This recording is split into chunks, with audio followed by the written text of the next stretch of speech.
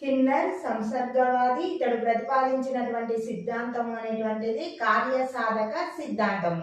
ఇతడు తన ప్రయోగాల ఫలితంగా రెండు నియమాలను ప్రవేశపెట్టడం జరిగింది.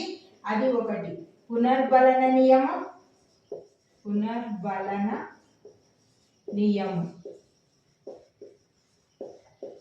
రెండు కార్యక్రమయుత అభ్యసనం.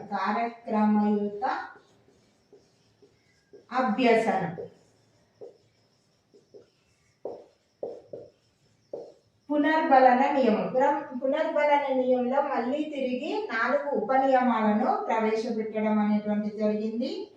అందులో ఒకటి నిరంతర పునర్బలనం,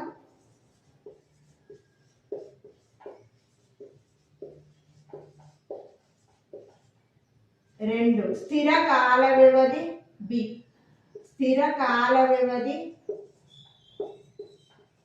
పునర్బలన నియమం,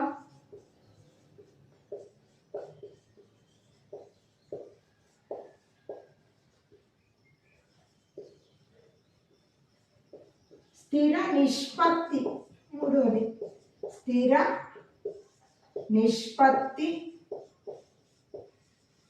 పునర్బలన నియమం.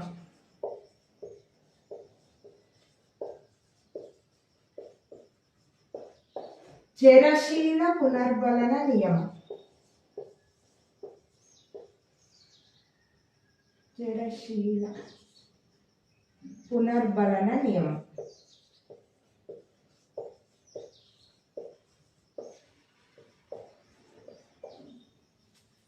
Thank you.